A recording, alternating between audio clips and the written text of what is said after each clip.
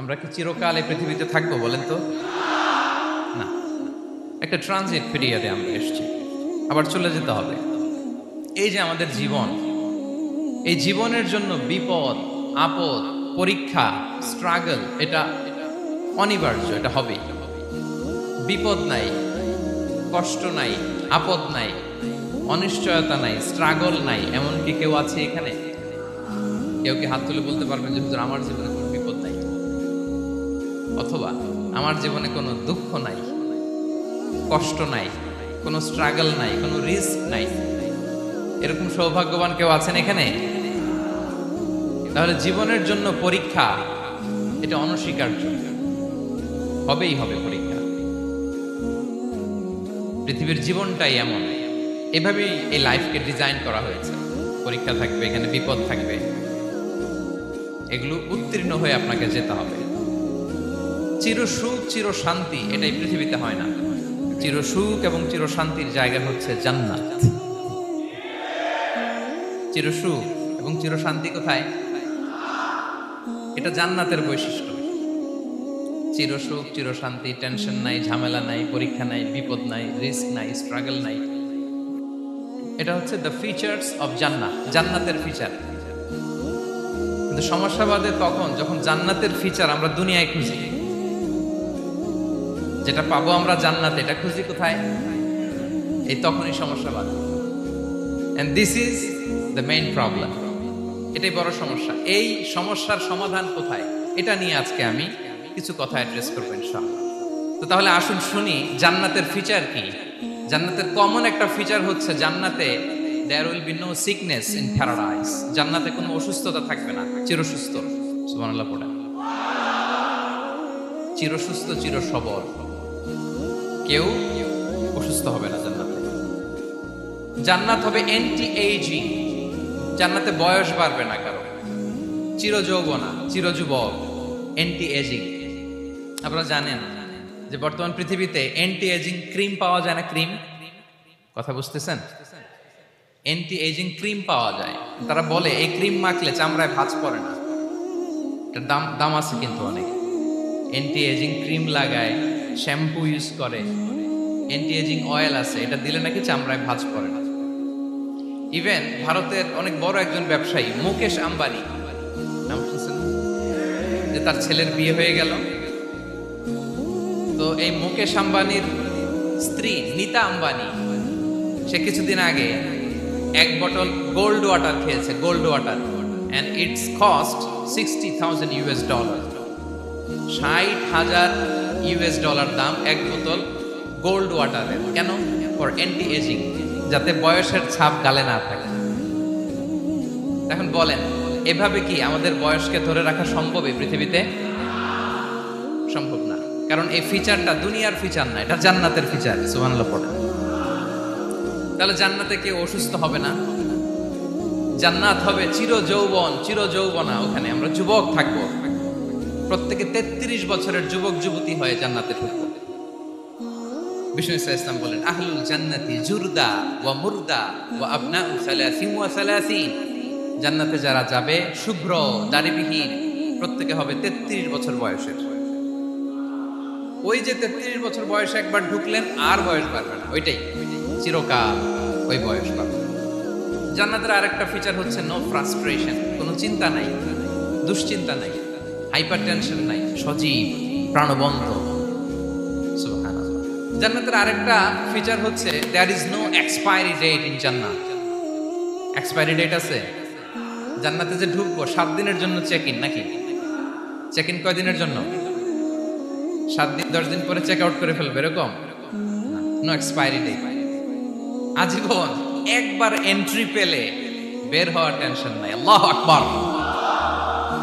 তাহলে no expiry date, rather it's eternal, আজীবন থাকবেন, খালিদিনা ফিহা, চিরকাল থাকবেন। এবং জান্নাতের সবচাইতে গুরুত্বপূর্ণ ফিচার হচ্ছে there will be no death in জান্নাত। জান্নাতে আপনার আর মৃত্যু হবে না, মৃত্যুর বিদায় হবে। তার মানে আপনি অমর হবেন। তাহলে আপনি চির সুস্থ, চির সবল হবেন জান্নাতে, চির যুবক থাকবেন, প্রাণবন্ত থাকবেন, আপনি অমর হবেন, আপনি জান্নাতে মরবেন না। জান্নাতীরা যখন জান্নাতে যাবে ফেরেশতারা ডেকে বলবে ইয়া আহলাল জান্নাতি ইন্না লাকুম আন তাসিহু ফালা তাসকামু আবাদা। জান্নাতীরা চিরকাল সুস্থ থাকবা, অসুস্থ হবা না। ইন্না লাকুম আন তাশিব্বু ফালা তাহরামু আবাদা, তোমরা শাবাব থাকবা, বুড়া হবা না। ওয়া ইন্না লাকুম আন তাহইয়াউ ফালা তামুতু আবাদা, চিরকাল বেঁচে থাকবা, মরবা না। এবং সেদিন জান্নাতে মৃত্যু দেয়া হবে, মৃত্যু দেয়া হবে। ইউতাল মাউতু বিকাবশিন আমলাহ, একটা ছাগলের আকৃতিতে মৃত্যুকে আনা হবে। ফায়ুযবাহুল মাউত, মৃত্যুকে জবাই দেয়া হবে। এবার জান্নাতীরা তাকিয়ে থাকবে, ফেরেশতারা বলবে ইয়া আহলাল জান্নাতি খুলুদুন ফালা মাউত, হে জান্নাতীরা চিরকাল এই জান্নাতে থাকবে। তাহলে জান্নাতের ফিচার পাইছেন? এখন কোন বোকা যদি এই ফিচার দুনিয়ায় খোঁজে পাবে? পাবে না, কারণ দুনিয়ার ফিচার আলাদা। দুনিয়ার ফিচার কি? এই দুনিয়াতে বিপদ আসবে, কষ্ট আছে, দুনিয়াতে হতাশা আছে, ভয় আছে, অসুস্থতা আছে, বার্ধক্য আছে, এবং এই দুনিয়ার একটা এক্সপায়ারি ডেট আছে, আছে না? দ্য ডে ইউ ডাই, যেদিন আপনি মারা যাবেন, এটা আপনার এক্সপায়ারি ডেট, চলে যেতে হবে, চলে যেতে হবে। এই পৃথিবীতে মৃত্যুর অস্তিত্ব আছে, সবকিছু থমকে দিয়ে, আপনাকে চমকে দিয়ে মৃত্যু চলে আসবে, ঠিক কিনা বলেন? তাহলে এগুলো হচ্ছে দুনিয়ার ফিচার। এই দুনিয়াতে বিপদ আপদ, কষ্ট, ঝুঁকি, স্ট্রাগল, বার্ধক্য, অসুস্থতা, এগুলো নিয়ে আমাদেরকে টিকে থাকতে হয়। এটা দুনিয়ার ফিচার, মিলায় ফেললে হবে না। জান্নাতের ফিচার একটা, দুনিয়ার ফিচার আরেকটা। দুনিয়াতে কষ্ট থাকবে, বিপদ আপদ থাকবে। এই দুনিয়ার ফিচারটা আল্লাহ তাআলা কোরআনের একটা আয়াতে খুব চমৎকার ভাবে উল্লেখ করেছেন, সেটা দিয়েই আমি আলোচনা শুরু করেছি। আল্লাহ তাআলা ইরশাদ করেছেন ওয়ালা নাবলুওয়ান্নাকুম বিশাইইম মিনাল খাউফি ওয়াল জু'i ওয়া নাকসিম মিনাল আমওয়ালি ওয়াল আনফুসি ওয়াস সামারাত ওয়া বাশশিরিস সাবিরিন। আল্লাহ তাআলা বলছেন অবশ্যই অবশ্যই আমি তোমাদেরকে পরীক্ষা করব, ভয় দিয়ে, ক্ষুধা দিয়ে, সম্পদের ঘাটতি দিয়ে, আতঙ্ক দিয়ে, প্রাণনাশ দিয়ে, ফল ফসলের হানি দিয়ে পরীক্ষা করব। কিন্তু এই পরীক্ষায় যারা উত্তীর্ণ হবে, যারা সবর ইখতিয়ার করবে, ওয়াবাশশিরিস সাবিরিন, ধৈর্যশীলদের জন্যই হচ্ছে সুসংবাদ। আলহামদুলিল্লাহ পড়ে। তাহলে সম্মানিত সুধী, আমরা বুঝতে পারলাম এই পৃথিবীর ফিচার হচ্ছে এখানে বিপদ থাকবে, বিপদ ছাড়া কেউ থাকবে না। স্ট্রাগল থাকবে, কষ্ট থাকবে, ঝুঁকি থাকবে, রিস্ক থাকবে, এবং নানা ধরনের বিপদ আপদ দিয়ে আল্লাহ তাআলা আমাদেরকে পরীক্ষা করবেন। এটা মাস্ট, এটা আমাদের মাইন্ডসেটে নিয়ে নিতে হবে।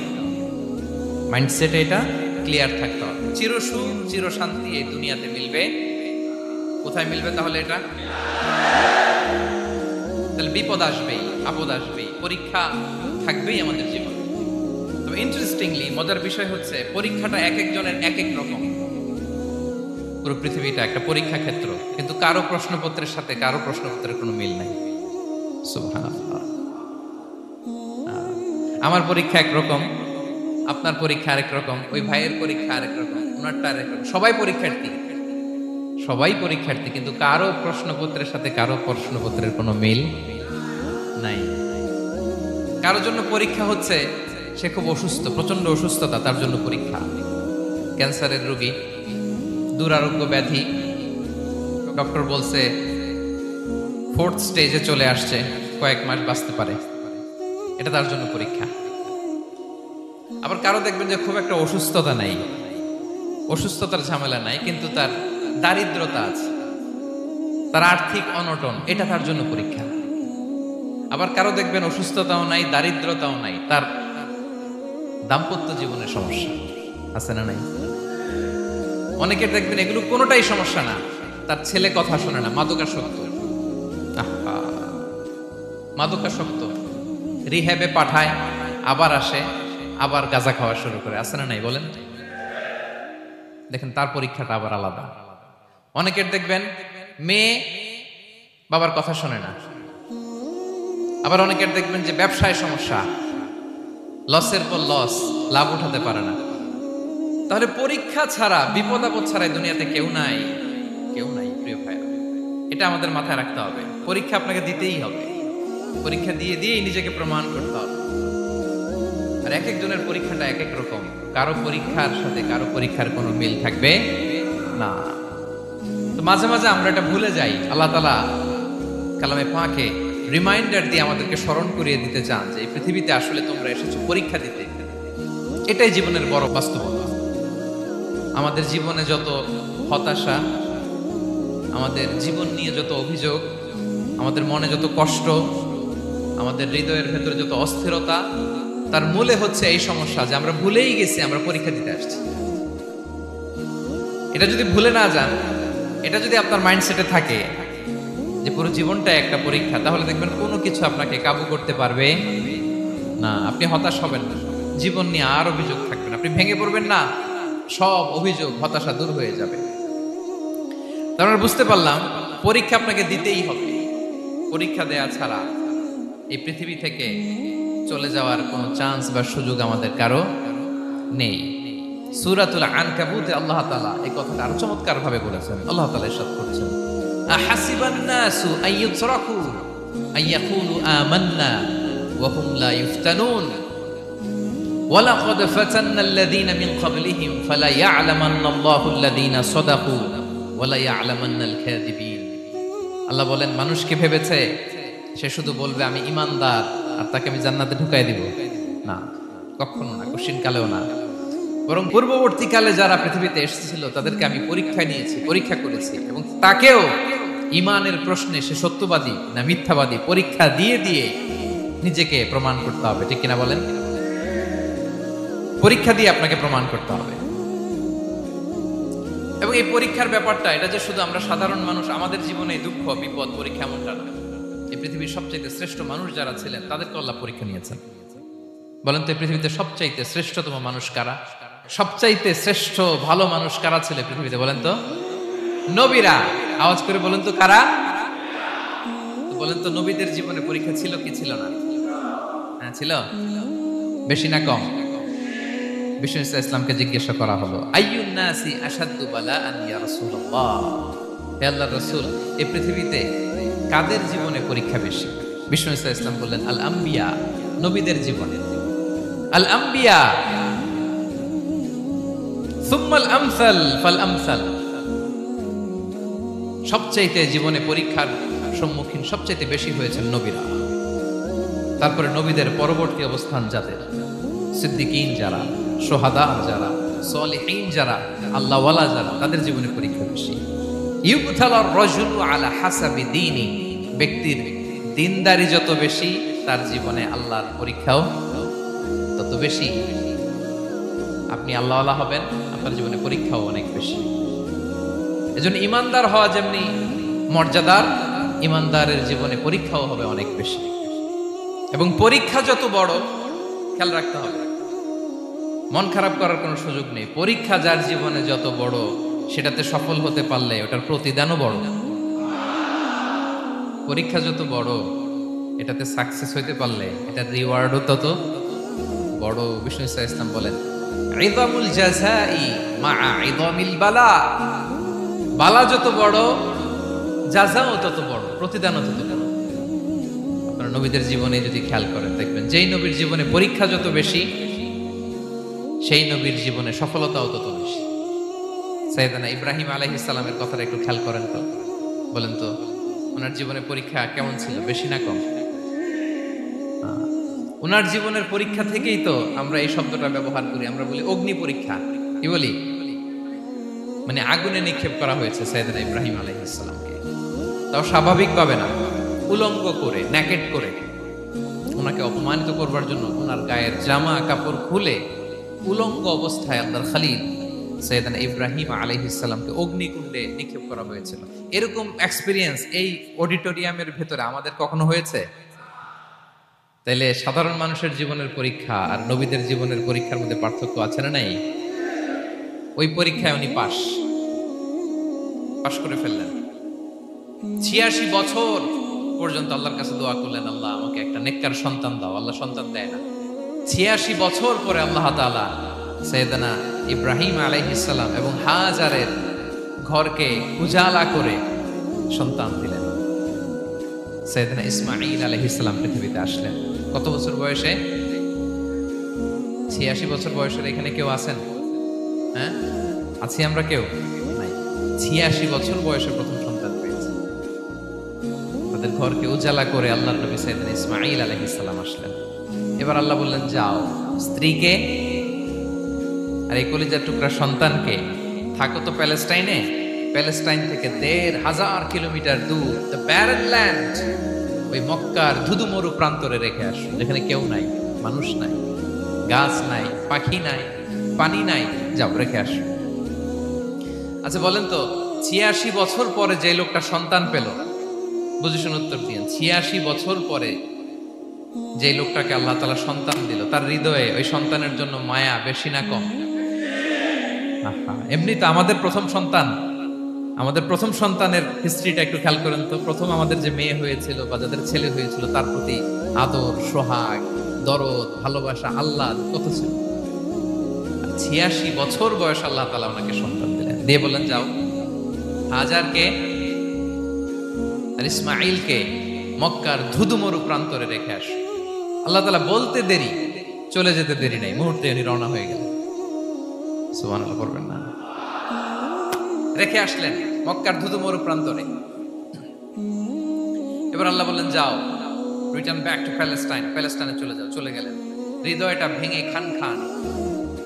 অনেক বছর পরে আল্লাহ তাআলা আবার অনুমতি দিলেন, যাও এবার ছেলেকে দেখে আসতে পারো, যাও প্যালেস্টাইন থেকে আবার মক্কায় যাও।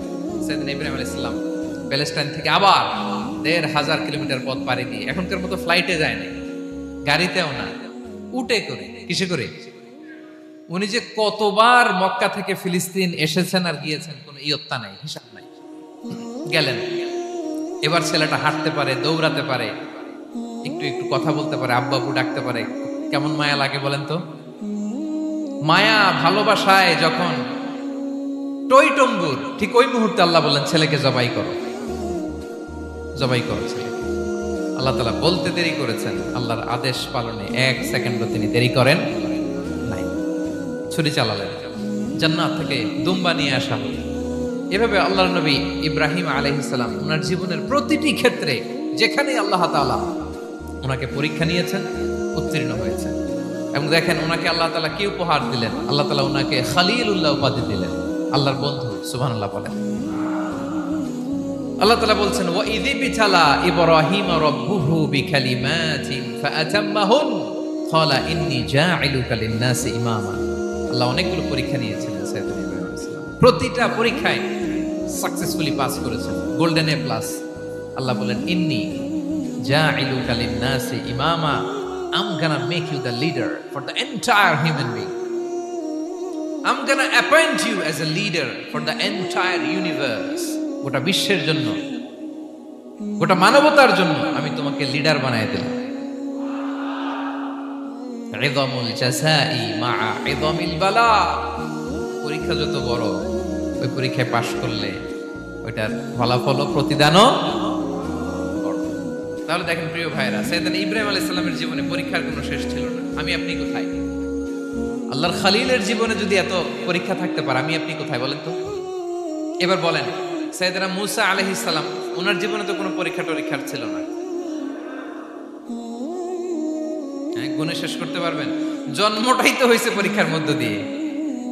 মিশরের ছেলে সন্তান হইলেই ফেরাউন বলছে জবাই করো। ওনার মা এরকম সিন্ধুকে করে ভাসায় দিলেন নীল নদীতে। আল্লাহু আকবার! কি একটা রোমাঞ্চকর পরিস্থিতির মধ্য দিয়ে আল্লাহ তাআলা ওনাকে বাঁচালেন। জন্মই হয়েছে পরীক্ষার মধ্যে। বড় হইলেন, ফেরাউনের ভয়ে দেশ ত্যাগ করলেন, মিশর থেকে মাদিয়ান। আবার আল্লাহর আদেশে যখন ফিরে আসলেন, আবার ফেরাউনের সাথে তর্ক বিতর্ক, যুদ্ধ। একটা রাত আল্লাহ নবী মুসা আলাইহিস সালাম শান্তি মতো মিশরে ঘুমাতে পারে নাই। একটা রাত শেষ পর্যন্ত এই ফেরাউন মুসা আলাইহিস সালামকে ধাওয়া করেছে। ফেরাউনের ধ্বংসের আগ পর্যন্ত সে মুসা আলাইহিস সালামকে ধাওয়া করেছে। তার মানে মুসা আলাইহিস সালাম এই বিপদ আপদ পরীক্ষা এগুলো থেকে মুক্তি পান নাই। এবার বলেন ঈসা আলাইহিস সালামের কথা, ওনার জীবনে তার পরীক্ষা ছিল না। কি পরীক্ষা ছিল?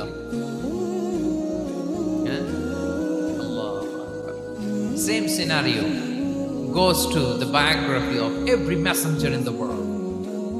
সব নবীর ক্ষেত্রে একই ঘটনা ঘটেছে। সাইয়েদনা ঈসা আলাইহিস সালাম দাওয়াত যখন দিলেন, ওনার বিরোধিতা শুরু হলো, ওনাকে হত্যার ষড়যন্ত্র হলো। ইভেন কি ওনাকে মারার জন্য বনি ইসরায়েলেরা উদ্ধত হলো, জানে বাঁচবার জন্য পালালেন, এক ঘরে ঢুকলেন, চারদিক দিয়ে ঘেরাও করলেন, উনি দরজা জানালা লাগাই দিলেন। ওরা বললো একজন দরজা ভেঙে জানালা ভেঙে ভিতরে ঢুকো, ঢুকে দেখো বেটা ঈসা কি করে। একজন ভিতরে ঢুকছে, ঢুকার সাথে সাথে বল রাফাআহুল্লাহু ইলাইহি, আল্লাহ তাআলা ঈসা আলাইহিস সালামকে উপরে উঠায় নিলেন। আর যেই লোকটাকে তারা ভিতরে ঢুকালো তার চেহারাকে আল্লাহ তাআলা ঈসা আলাইহিস সালামের চেহারার মতো করে দিলেন। এবার তার বাইরের সাথীরা বলে ঘটনা কি, বেটা ঈসাও বেরোয় না, আমাদের লোকটাও বেরোয় না, সবাই ঢুক। দরজা ভেঙে ভেতরে ঢুকে দেখে ঈসা দাঁড়ায় আছে।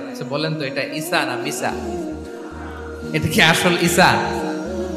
ওমা কতালু ওমা সলাবু ওয়ালাকিন শুব্বিহা লাহুম। আল্লাহ বলে তোমরা আমার নবী ঈসাকে হত্যাও করতে পারো নাই, শুলেও চড়াতে পারো নাই, আমি সেফটি সিকিউরিটি দিয়ে আমার নবী ঈসা আলাইহিস সালামকে আকাশে তুলে নিয়েছি। তাহলে ওনার জীবনও পরীক্ষার শেষ ছিল না। এবার যদি আমরা বিশ্বনবী সাল্লাল্লাহু আলাইহি ওয়াসাল্লামের জীবনের দিকে তাকাই, ওনার জীবনটা দেখেন তো।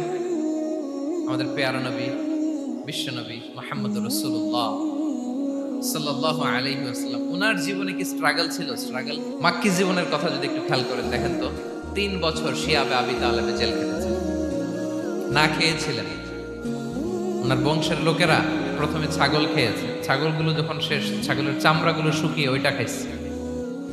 গাছের পাতা ছাল এগুলো খেয়ে খাবারের অভাবে বেহুশ হয়ে পড়ে থাকতো তারা, না খেয়ে। না খেয়ে কয়দিন ছিলেন আপনি? আমি কয়দিন ছিলাম না খেয়ে? মনেই তো পড়ে না, না খেয়েছিলাম কিনা কোনোদিন। এ হচ্ছে মাক্কি জীবন।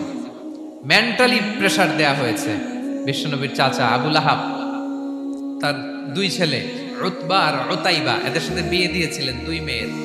যখন দাওয়াত দেওয়া শুরু করলেন 2 মেয়েকে ডিভোর্স দিয়ে দিল। দেখেন একটা বাবার জন্য প্রাপ্তবয়স্কা মেয়েকে যখন উঠায় নেওয়ার আগে ডিভোর্স দেয়, তার মানসিক অবস্থাটা কেমন থাকে বলেন? মেন্টালি প্রেশারাইজ করা হয়েছে, ফিজিক্যালি হ্যারাস করা হয়েছে। বিষ্ণু ইসলাম যখন নামাজে দাঁড়াতেন, কোটের পচা নারী বুড়ি বিষ্ণুবীর কাঁধে চাপিয়ে দেওয়া হতো। আপনার জীবনে ঘটছে কখনো? আপনি নামাজ পড়তেছেন, কোটের পচা নারী বুড়ি আপনার কাঁধে চাপিয়ে দেওয়া হয়েছে। কয়দিন হয়েছে এরকম? কয়দিন হয়েছে? হ্যাঁ, তারপরে তো আলহামদুলিল্লাহ বেরোয় না মুখ দিয়ে। কেমন আছেন হুজুর কোয়েন না, বেশি একটা সুবিধার না, তাই না? বেশি একটা একটু মিলাবেন। কতটুকু পরীক্ষা আমরা দিয়েছি। তায়েফে গেলেন বিশ্বনবী, তায়েফে গেছিলেন জমির বায়না দিতে, তাই না? জমি কিনবে তায়েফে। তায়েফবাসীদেরকে জাহান্নামের আগুন থেকে বাঁচাতে গিয়েছিলেন, নিজের জন্য না। সেখানে তায়েফের ছেলেরা পাথর মেরেছে বিষ্ণু ইসলামের গায়ে। এত শুভ্র দেহ ছিল, চেহারা ছিল, বিষ্ণুবীর গা দিয়ে ঝরঝর করে রক্ত ঝরেছে। ফিজিক্যাল হ্যারাসমেন্টের শিকার হয়েছেন বিষ্ণু ইসলাম। যখন যেদিন বিষ্ণু ইসলামকে হত্যার ষড়যন্ত্র করা হলো, আল্লাহ তাআলার আদেশে তিনি মক্কা থেকে মদিনায় হিজরত করলেন। মদিনাতে যে একটা রাত, 7ম হিজরির আগ পর্যন্ত শান্তিতে ঘুমাতে পারেন নাই। 3 দিকে 3 ইহুদি বসতি, বনু কাইনুকা, বনু নদীর, বনু কুরাইজা। খাওয়ার মধ্যে বিষ মিশিয়ে দেয়া হয়েছিল বিষ্ণু ইসলামের। বাজুর, খাসির বাজুর রান পছন্দ করতেন। এক ইহুদি মহিলা বিষ্ণু ইসলামের ওই রানের মধ্যে বিষ মিশিয়ে দিয়েছিল। ওই বিষের যন্ত্রণায় মৃত্যুর আগ পর্যন্ত বিষ্ণুনবী কাতরাতেন। এবং উনি ইন্তেকালের সময় ওই বিষের ব্যথা যন্ত্রণাতে ইন্তেকাল করেছেন। বিষ্ণুনবীর ইন্তেকালটা শাহাদাতের ইন্তেকাল ছিল। বিষ্ণু ইসলাম বলেছেন, ওই যে খায়বার এলাকার ওই মহিলা যে আমার খাবারে বিষ মিশিয়েছিল, সেই বিষের যন্ত্রণা, বেদনা, কষ্ট আমি অনুভব করছি। খেয়ে না খেয়ে দিন প্রচারের কাজে নিজেকে দিয়েছ বিলিয়ে। তায়েফের কাফিরেরা চিনল না সে আলো, দুষ্ট ছেলেদের পিছু দিল লেলিয়ে। পাথরের আঘাতে ক্ষত বিক্ষত হয়ে সারা শরীর থেকে রক্ত ঝরে। হে রাসূল তোমাকে ভুলি আমি কেমন করে, হে রাসূল তোমাকে ভুলি আমি কেমন করে। হাজার ব্যথা বেদনার পরে ফিরে আসনি তুমি আপন ঘরে, দিনের আলো তুমি ছড়িয়ে দিতে চলে গেলে মদিনায় মক্কা ছেড়ে। হে রাসূল তোমাকে ভুলি আমি কেমন করে, হে রাসূল তোমাকে ভুলি আমি কেমন করে। ঠিক কিনা বলেন? একটা রাত শান্তিতে শান্তির ঘুম তিনি দিতে পারেন নাই। প্রিয় ভাইরা, তাহলে আমরা কি বুঝলাম? বিশ্বনবীর জীবনে পরীক্ষা ছিল কি ছিল না? আমাদের উপায় আছে? আমরা বাঁচতে পারবো এই বিপদ আপদ পরীক্ষা ঝঞ্ঝাল থেকে? বাঁচতে চাইলেও বাঁচতে পারবো? পারবো। ইমাম মালিক আলাইহি রাহমা নাম শুনেছেন? ইমাম মালিক, ওনার জ্ঞান থেকে লাখো লাখো মানুষ উপকৃত হয়েছে, কোটি কোটি মানুষ উপকৃত হয়েছে। মদিনার রাস্তায় রশি দিয়ে ওনাকে টেনে হিচড়ে এক এলাকা থেকে আরেক এলাকায় নিত জালেম বাদশাহরা। ইমাম মালিক আলাইহি রাহমা। ইমাম আহমদ ইবনে হাম্বল, ওনাকে বেত্রাঘাত করা হতো, চাবুক দিয়ে পেটানো হতো। আমাদের মাযহাবের ইমাম আল ইমাম আল আযম আবু হানিফা আলাইহি রাহমা, ওনাকে কারাবন্দী করা হয়েছিল। তার মানে দেখেন, যত বড় বড় স্কলার, যত বড় বড় মাশায়েখ, এমনকি আম্বিয়া আলাইহিস সালাম, ওনারাও পরীক্ষা বিপদ আপদ থেকে রেহাই পান। পাইছে? তাহলে আপনি আর আমি পাবো? বলেন তো। তাহলে এটা আমাদের ব্রেইনে গেঁথে নিতে হবে যে জীবন মানেই এখানে বিপদ থাকবে, পরীক্ষা থাকবে, স্ট্রাগল করে করে আমাকে আগাতে হবে। কেউ আমার জন্য রেড কার্পেট বিছিয়ে রাখবে না। এই জীবনটা বড় জটিল। This is life, how it's design. এভাবেই পৃথিবীকে ডিজাইন করা হয়েছে। এখানে বিপদ আছে, কষ্ট আছে। এই পরীক্ষা দিয়ে দিয়ে আপনাকে উত্তীর্ণ হতে হবে। বুঝতে পেরেছেন প্রিয় ভাইরা? নাও দ্য কোশ্চেন আরাইজ, এখন প্রশ্ন হচ্ছে, কেন আল্লাহ এই পরীক্ষা নেন? কেন? আল্লাহ তাআলা সূরা মুলকে বলেছেন, এই পৃথিবী সাজানোর, এই জীবন মৃত্যুর এই খেলা, এটার উদ্দেশ্যটাকে আল্লাহ তাআলা স্পষ্ট করে বলেছেন। আল্লাযী খালাকাল মাউতা ওয়াল হায়াতা লিয়াবলুয়াকুম আইয়ুকুম আহসানু আমালা। জীবন মৃত্যু দিয়ে তোমাদের জীবনকে সাজানো হয়েছে এজন্য, যাতে করে তিনি তোমাদের পরীক্ষা করতে পারেন। কি করতে পারেন? তোমাদের মধ্যে কে সৎকর্মে অগ্রগামী, কে কাজে ভালো, আমলে ভালো, এটা দেখার জন্য। বেসিকলি আল্লাহর দেখার প্রয়োজন নাই, আমাদেরকে দেখানোর জন্য এই পরীক্ষার আয়োজন। আমি ভালো করবো না খারাপ করবো এটা আল্লাহ জানে না? ওনার পরীক্ষা করা লাগে কেন? কথা বলেন। আমি জান্নাতি না জাহান্নামী এটা আল্লাহ জানেন না? বেসিকলি আমাদেরকে জানানোর জন্য এই পরীক্ষার আয়োজন। কাদেরকে জানানোর জন্য? মানে তুমি জেনে যাও তুমি জান্নাতি না জাহান্নামী। আমি ভালো করেই জানি। একটা ছোট্ট উদাহরণ দিলে বুঝতে পারবেন প্রিয় ভাইয়েরা। ধরেন আল্লাহ তাআলা দুইজনকে সৃষ্টি করলেন। উদাহরণস্বরূপ একজনের নাম আব্দুল্লাহ, আরেকজনের নাম আব্দুর রহমান। সৃষ্টির পরে আব্দুল্লাহকে বললেন, আব্দুল্লাহ আমি জানি তুমি পৃথিবীতে 50 বছর হায়াত পাইতা, খুব ভালো কাজ করতে, তুমি দুনিয়াতে অনেক ভালো কাজ করতে, এটা আমি আগেই জানি, আমার অসীম জ্ঞান বলে আমি আগে থেকেই জানি। তো যাও, তোমার এইমাত্র সৃষ্টি করলাম, যাও তুমি জান্নাতে ঢুকে যাও, কারণ আমি জানি তুমি জান্নাতি হবে। আচ্ছা, আর আব্দুর রহমান, তুমি পৃথিবীতে খুব খারাপ কাজ করতে, এটা আমি জানতাম, তোমারে পাঠাইলে খারাপ কাজ করবা, তুমি সীমা লঙ্ঘন করবা, অন্যায় করবা, অপরাধ করবা, তুমি জাহান্নামী হবা, যাও। যেহেতু আমি জানি পরীক্ষার আর দরকার নেই, তোমারে জাহান্নাম দিয়ে দিলাম, যাও ঢুকে যাও। আব্দুল্লাহ ঠিকই জান্নাতে ঢুকে যাবে, আব্দুর রহমান কি ঢুকবে? ঢুকবে।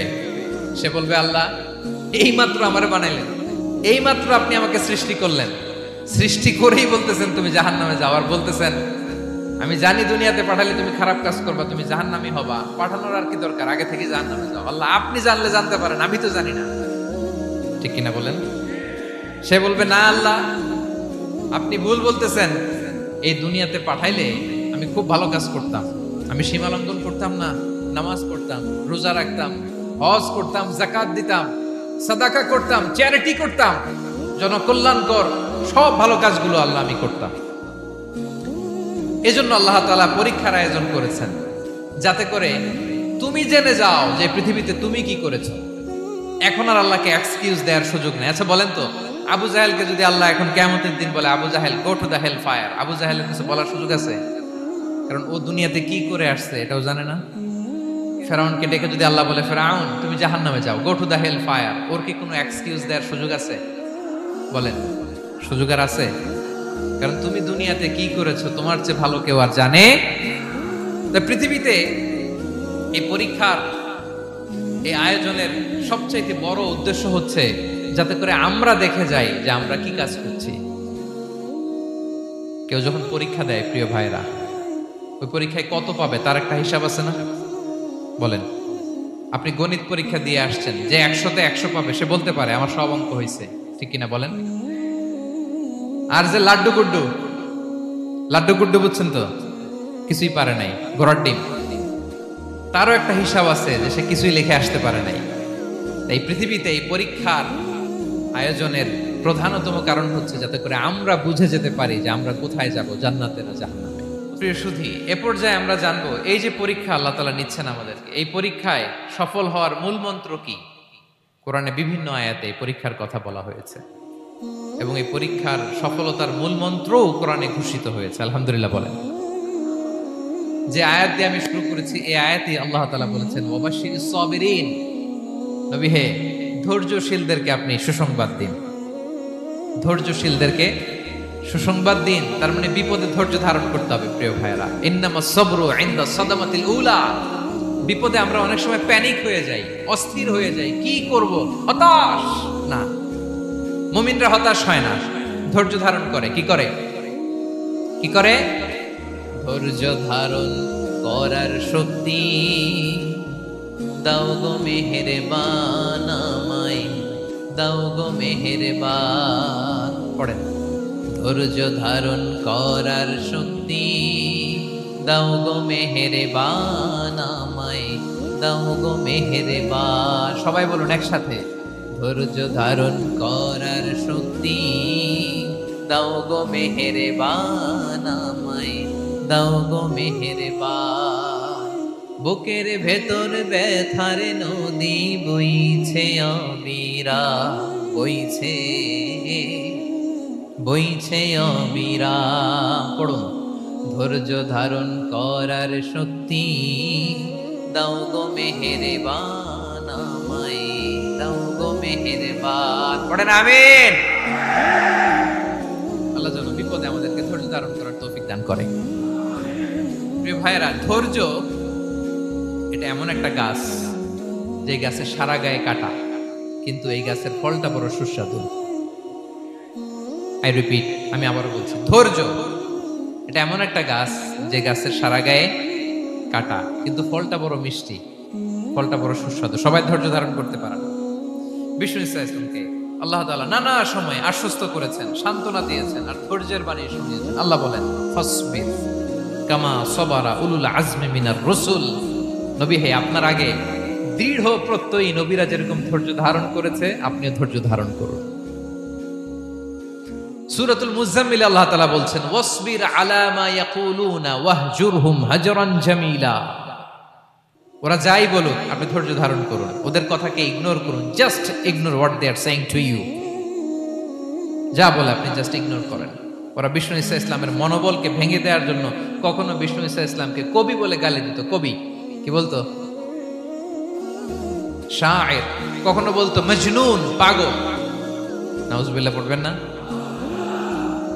পাগল বলে গালি দিত। মাঝে মাঝে বলতো কাহিন, গণক। মাঝে মাঝে বিষ্ণু ঈসা ইসলামকে তারা বলতো আবতার, লেস কাটা। মুহাম্মদ, তোমার ছেলে নাই, তোমার বংশ নির্বংশ হয়ে গেছে, তোমার নাম নেয়ার মতো কেউ নাই। আহা, কপাল পোড়া। গোটা বিশ্বব্যাপী বিষ্ণু ঈসা ইসলামের সুনাম সুখ্যাতি ছড়িয়ে দিয়েছে কে? আকাশ বাতাস মাড়িয়ে, সাত আকাশ ছাড়িয়ে আল্লাহর আরশ পর্যন্ত আল্লাহ তাআলা বিষ্ণু নবীর সুনাম সুখ্যাতিকে সৌচ্চ করেছেন। ঠিক কিনা বলেন? ইগনোর করুন। আপনাকে কবি বলে, গণক বলে, আপনাকে পাগল বলে, আপনাকে লেসকাটা বলে, জাস্ট ইগনোর দেন। বর্তমান সময়েও নানা ধরনের ট্যাগ আমাদেরকেও দেয় কি দেয় না? বলেন, দেয়। আমাদেরকে কি বলে? মৌলবাদী বলে, বলে বলে ওই যে রাজাকার বলে, রাজাকার রাজাকার খেলার দিন শেষ। মন মতো হইলে মুক্তিযোদ্ধা, মন মতো না হইলে রাজাকার, এই দিন শেষ। ওই দিন আর নাই, এই কার্ড দিয়ে আর খেলার দিন নাই।